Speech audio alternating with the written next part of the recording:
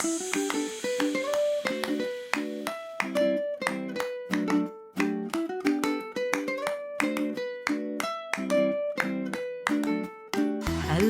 and welcome to Super Great Kids Stories, wise tales from storytellers around the world, which will make you laugh and sometimes cry. Recommended for ages 5 to 105. I'm Kim and I love stories. Hello, Super Great Kids, and how are you? I'm happy because we have a new storyteller to introduce you to. She's from Germany and her name is Simone Schümmelfeder. And she's going to tell you a story from the Brothers Grimm, who collected traditional tales in Germany over 200 years ago. And they wrote them down so that we can still enjoy them today. And this story is a song story. It has a little song in it. So, just before we start this tale, I wonder if you can think of another story you might know or like, which has a little song in it. Here's one to get you started. How about Orange tree, grow and grow and grow. Orange tree, grow and grow and grow. Stepmother is not real mother, orange tree. Have a little think about which other songs you know from Super Great Kids Stories while we have a quick chat with the grown-ups. Ready? Off you go. Super Great Kids Stories is now available on Story Button. It's a device that makes it easy for your kids to listen to our podcast without using a screen. Story Button connects to Wi-Fi so that all our episodes are automatically available. Visit storybutton.com and enter code SUPERGREAT10 at checkout to get 10% off your first order. Hello, Super Great Kids, I'm back. I wondered which song stories you remembered. Do you remember Jack and the Two-Headed Giant?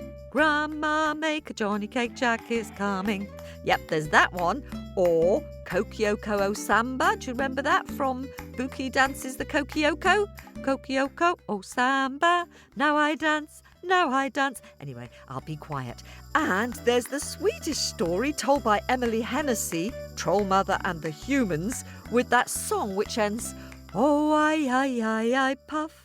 Oh, I, puff. Oh, I,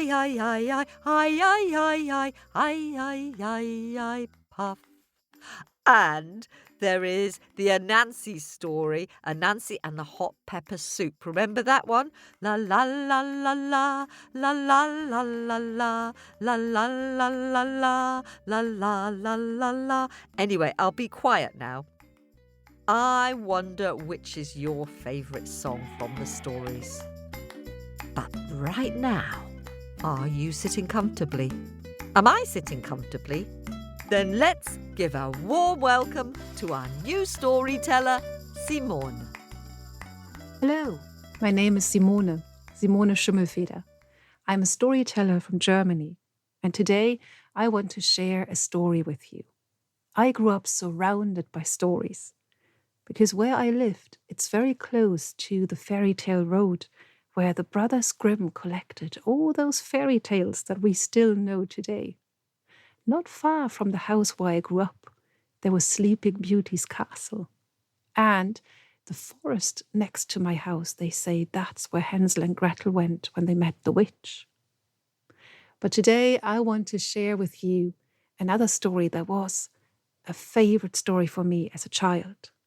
And it is the Elves and the Shoemaker. Now, in winter, it gets really, really cold in Germany. And when I was a little girl, even then, it got much, much colder than it does today. Now, my mum made it very nice and cozy for us because it was hard for us to get up in the morning and go to school in the cold.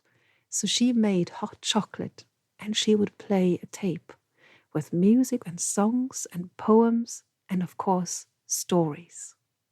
And there I was, drinking my hot chocolate and listening to the Elves and the Shoemaker. And this is the story. Es war einmal vor langer, langer Zeit. That means once upon a time, a long, long time ago. Do you want to try it? Es war einmal vor langer, langer Zeit. Very good.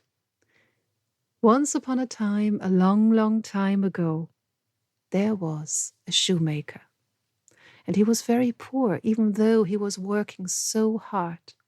In fact, he was getting poorer and poorer, so that one day he only had one piece of leather left to make shoes with. He cut the leather into the size of the shoes, and he put it down on his work table in his workshop. Then he blew out the candle and he went upstairs to lie down and sleep and finish the shoes in the morning. But that night he had a heavy heart and it was hard for him to fall asleep because he was worried. What would happen? Would the people buy the shoes? And if they didn't buy the shoes, he would have no money to buy more leather. He would have no money to buy food for himself and his wife.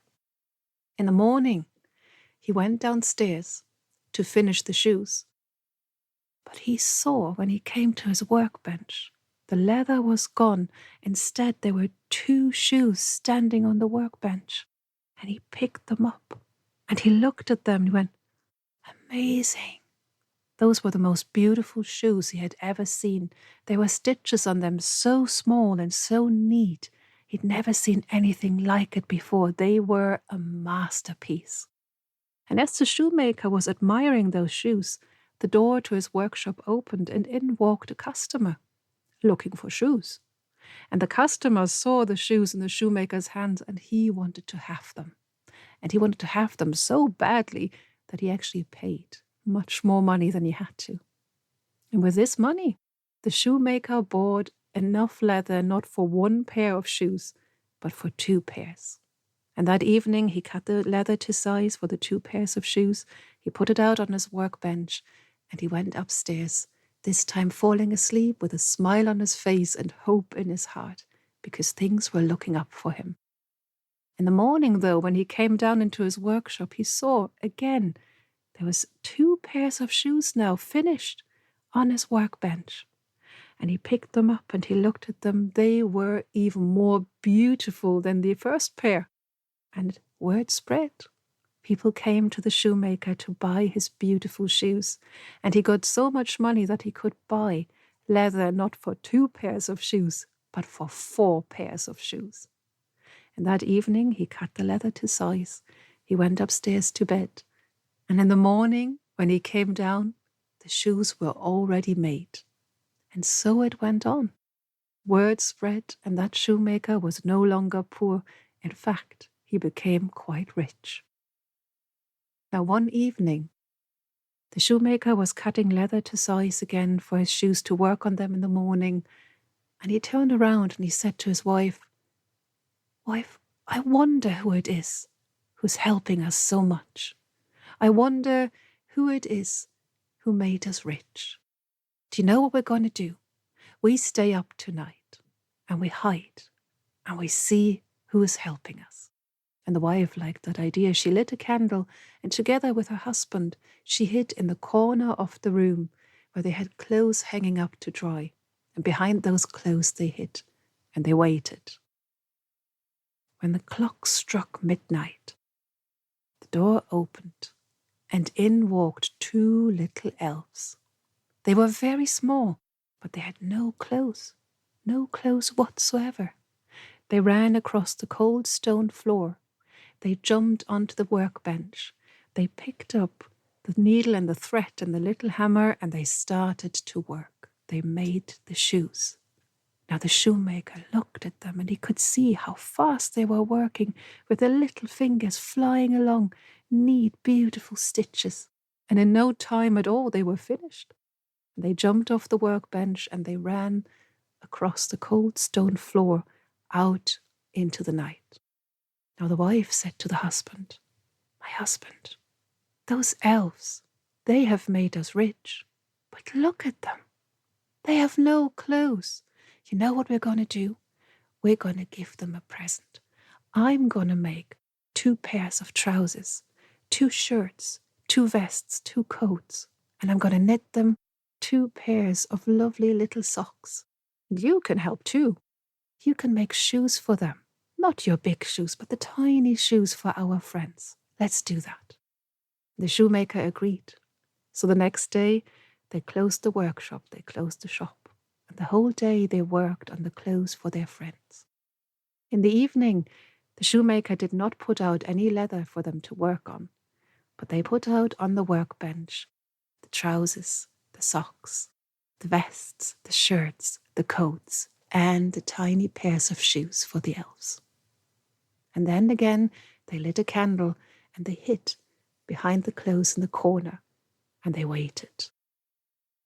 When the clock struck midnight, the door opened, and in came the little elves.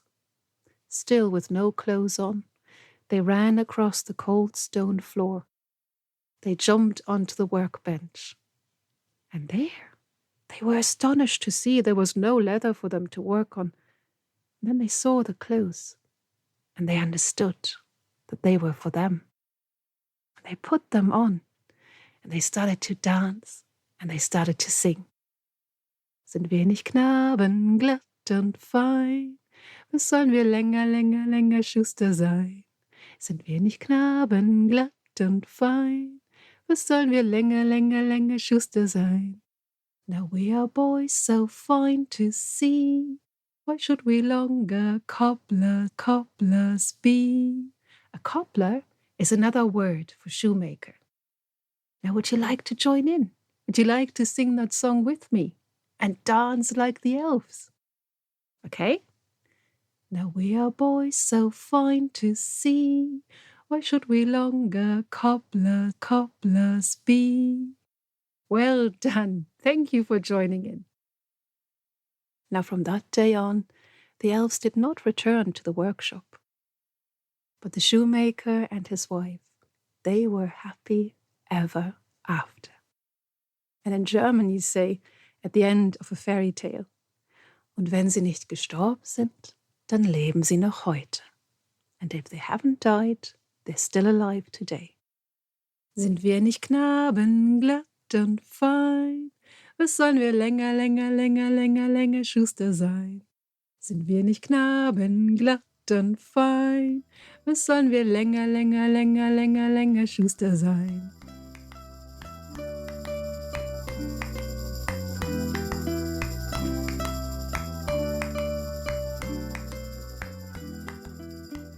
Thank you very much, Simona, for sharing that story with us. I really liked that little song, didn't you? And the opening and ending in German. So here's my question. Do you think that the elves ever returned to the shoemaker's shop? Or I wonder what you think they did next. Well, you could make up a story about what happened to the elves once they got their fancy clothes. If you liked that story, you might want to listen to another Super Great Kids Grimm's tale, like The Spinning Sisters. Or there's another story about elves told by Chris Bostock, A White Bear for the King. Now, lots of you have joined our Owlets Club, so it's time to dip deep into our bag of happies and say thank you and hello to some new owlets. And hello to Fender, who is 7 from San Marcos in Texas. Fender's favourite story is Baba Yaga. And over to Somerset in the UK now, and hello and welcome to 5-year-old Zara.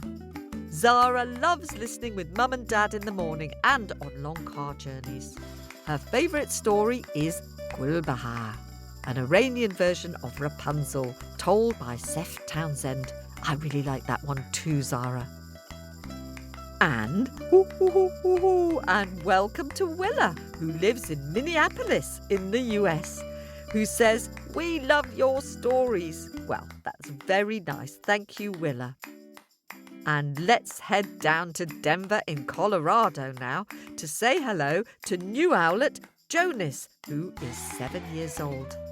His favourite story is Anansi and Tiger Fat, and he listens to the stories every day. Well done, Jonas. And a big hello and hoot to Calvin, who is also 7 and lives in Scottsdale in Arizona. Calvin's favourite story is The Luck Child, told by the amazing Jason Buck. And let's head now to New Zealand to say hello to Violetta, who is 4. She listens to Super Great Kids stories while in her bath or on long car journeys. Her favourite stories are How the Leopard Got Its Spots and The Ghost of the Bloody Finger. She particularly likes stories told by Toop and Kate. And hello to Caleb, who recently turned 5. He listens to at least 3 Super Great Kids stories every day.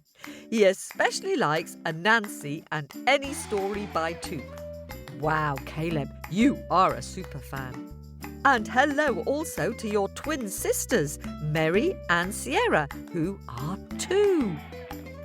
Let's go to the Gold Coast in Australia now to say hoo and hello to Owlet Reuben, who will soon be 7. Reuben's favourite story is Molly and the Skeleton. Ooh, very scary, Reuben. Well done. And here is my Pick of the Week picture. 2 beautiful pictures sent in by Vivian, who is 9 from New River, Arizona. Vivian has drawn the dancing birch trees with the girl dancing with the tree, and they're both swirling under the stars. Just magical. And your picture of the greedy parrot and the cat with all the lovely details is just great. I love it where you've shown us the enormous cat with his mouth open wide as he prepares to swallow yet another tasty friend. Very imaginative and all drawn in such bright story colours. Thank you for sharing these. More Owlet welcomes next week. And thanks to all of you who are subscribing to our podcast. If you subscribe on Patreon, the lowest tier is £3 a month, less than $4. If you'd like to join our club on Apple Podcasts or on Patreon, you'll hear our stories advert-free. And if you pay for the next tier up, you'll get ad-free plus over 35 bonus stories and at least 20 super great scary stories. For more information, go to our new look website at supergreatkidsstories.com. That's it for this week. Have a happy time singing your favourite story song. This podcast was produced at Wardour Studios in fabulous Fitzrovia in London.